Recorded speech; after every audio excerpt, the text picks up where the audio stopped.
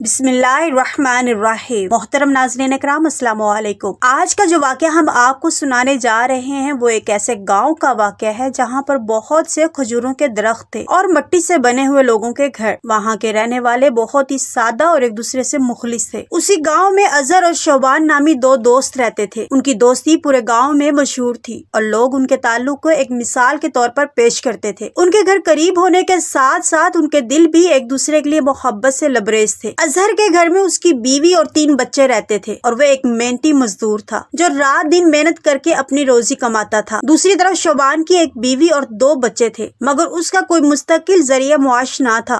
وہ ایک شکاری تھا جو جنگل کی گہری وادیوں میں جا کر شکار کرتا تھا اور اسی شکار سے گھر کا گزارا کرتا تھا۔ جنگلی جانوروں کا شکار کرنا اس کی زندگی کا ایک حصہ بن چکا تھا۔ ایک دن اظہر نے شوبان سے کہا کہ میرے بھائی، میں تم سے ایک بات کرنا چاہتا ہوں۔ میرا زیادہ تر وقت کام میں گزرتا ہے اور جب میں گھر سے دور ہوتا ہوں تو میرے بچے اکیلے رہ جاتے ہیں۔ میری زندگی کا سب سے بڑا خوف یہی ہے کہ وہ اکیلے ہونے کی وجہ سے کسی مشکل میں نہ پھنس جائیں۔ اگر تم مجھ پر ایک چھوٹا سا احسان کر سکو تو تمہاری بڑی مہربانی ہوگی۔ اس پر شوبان نے فوراً جواب دیا کہ یار، احسان کی کیا بات ہے، تمہاری بات تو سر آنکھوں پر۔ اظہر نے کہا کہ بھائی، تم تو ویسے بھی دن بھر فارغ رہتے ہو، اگر کبھی وقت ملے تو میرے گھر کا چکر لگا لیا کرو اور میری بیوی بچوں کا حال چال پوچھ لیا کرو۔ اس پر شوبان نے فوراً حامی بھر لی اور کہنے لگا کہ میرے دوست، تم بے فکر ہو جاؤ، میں تمہارے گھر والوں کا خیال رکھا کروں گا۔ وقت گزرنے کے ساتھ ساتھ ان کی دوستی مزید مضبوط ہوتی گئی اور دونوں کے درمیان اچھے تعلقات قائم رہے۔ ایک دن اظہر کا بوڑھا باپ جو ایک دور دراز علاقے میں رہتا تھا اچانک ان کے گھر آیا اور اس نے کچھ دن وہیں قیام کیا۔ اظہر کے والد ایک بہت ہی سمجھدار اور تجربہ کار انسان تھے۔ جب انہوں نے شوبان سے بات چیت کی تو انہوں نے اس کے رویے کو پرکھا تو وہ فوراً سمجھ گیا کہ شوبان ایک چالاک آدمی ہے۔ شام کو جب اظہر گھر واپس آیا تو والد نے اسے بڑی نرمی سے سمجھایا کہ دیکھو بیٹا،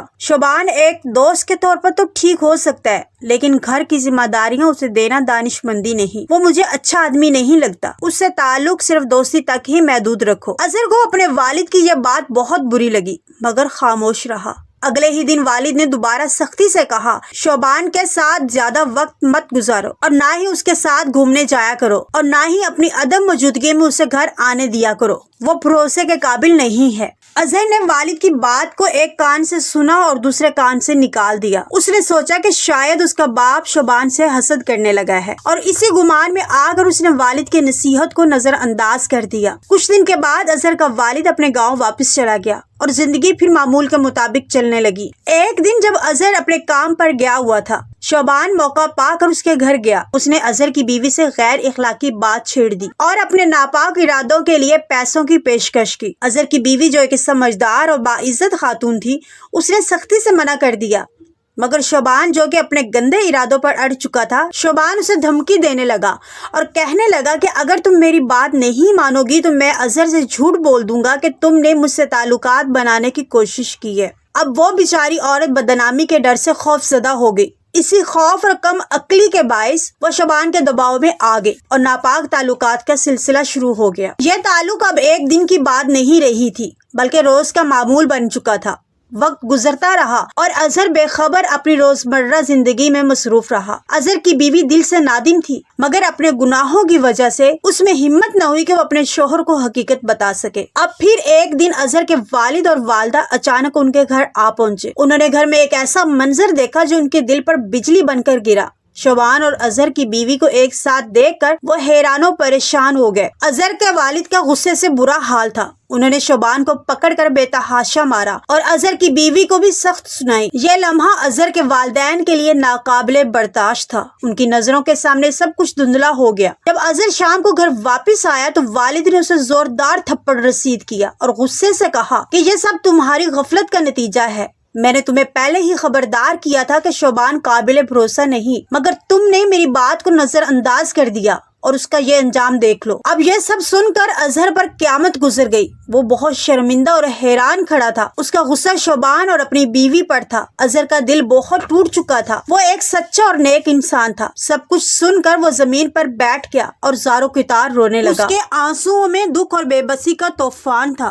اسے احساس ہو گیا تھا کہ یہ سب کچھ اس کی اپنی لاپرواہی کا نتیجہ ہے۔ اب بھاری دل کے ساتھ اظہر نے فیصلہ کیا کہ وہ اپنی بیوی کو طلاق دے گا، لیکن اس کے والد نے سخت سختی سے کہا کہ یہ غلطی صرف تمہاری ہے، تم نے شوبان جیسے آدمی کو اپنے گھر میں آنے کی اجازت کیوں دی؟ مگر اظہر اپنی بیوی پر بھروسہ کھو چکا تھا اور آخر کار اس نے اپنی بیوی کو طلاق دے دی۔ اظہر کی بیوی پر قیامت ٹوٹ پڑی، لیکن یہ سب کچھ اس کے اپنے عمل کی سزا تھی۔ اگر اس نے پہلے ہی دن اظہر کو سب کچھ سچ بتا دیا ہوتا تو شاید یہ سب کچھ نہ ہوتا۔ اب اظہر شوبان کے پیچھے پڑ گیا، لیکن وہ کسی نہ کسی طرح اس کے ہاتھ سے بچ نکلا۔ وقت گزرتا گیا اور ایک دن محلے میں خبر آئی کہ ایک جھونپڑی میں آگ لگ گئی ہے، جس میں ایک عورت اور بچے جل کر مر گئے ہیں۔ اظہر بھی آگ بجھانے والوں میں شامل تھا۔ جب آگ پر قابو پا لیا گیا اور اندر سے لاشیں نکالی گئی تو یہ منظر دیکھ کر سب حیران رہ گئے کہ ان میں ایک لاش شوبان کی تھی، دوسری اظہر کی سابقہ بیوی کی اور 2 معصوم بچوں کی۔ اظہر نے یہ منظر دیکھا تو اس کا دل دہل گیا اور وہ غم اور غصے سے تپ رہا تھا، لیکن کچھ کر نہیں سکتا تھا۔ اب رات اور دن اظہر کے بہت پریشانی کے عالم میں گزرنے لگے۔ وہ بہت دکھ بھری زندگی گزار رہا تھا۔ وہ ہر وقت افسردہ رہتا اور دکھ اس کے چہرے سے عیاں رہتا، لیکن وہ ایک نیک اور مخلص انسان تھا،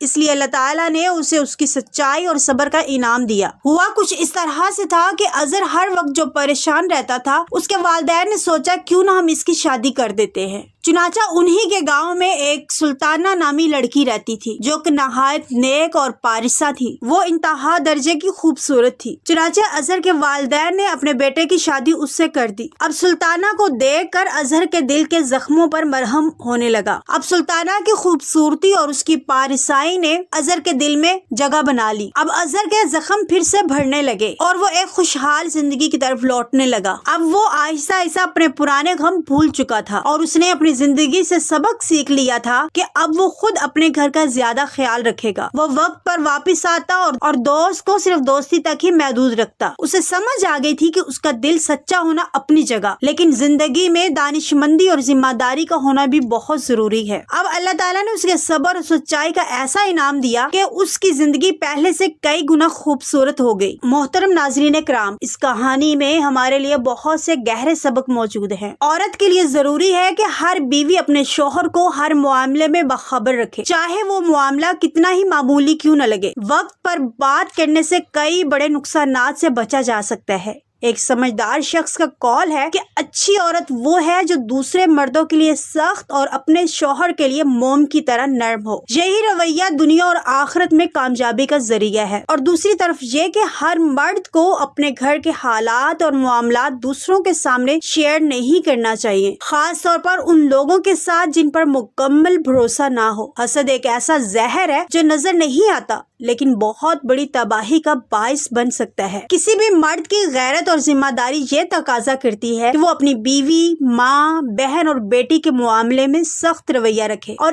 ان کی حفاظت کو یقینی بنائے، اور یہی شرم و حیا اور عزت کی بنیاد ہے۔ اور ایک بیٹے کے طور پر ہمیں سمجھنا چاہیے کہ والدین کی باتوں میں ہمیشہ دانش چھپی ہوتی ہے۔ وہ زندگی کے تلخ تجربات سے واقف ہوتے ہیں، ان کی نصیحت کو سنجیدگی سے لینا ضروری ہے۔ اگر اظہر نے اپنے والد کی بات کو سنجیدگی سے لیا ہوتا تو اس نقصان سے بچ سکتا تھا۔ مجھے امید ہے کہ آپ کو یہ کہانی پسند آئی ہوگی اور آپ نے اس کہانی سے بہت کچھ سیکھا ہوگا۔ اگر آپ مزید سبق آموز کہانیاں سننا پسند کرتے تو ہماری اس ویڈیو کو لائک اور چینل کو سبسکرائب کر دیجیے اور کمنٹس میں اپنی قیمتی رائے کا اظہار ضرور فرمائیے گا۔ السلام علیکم۔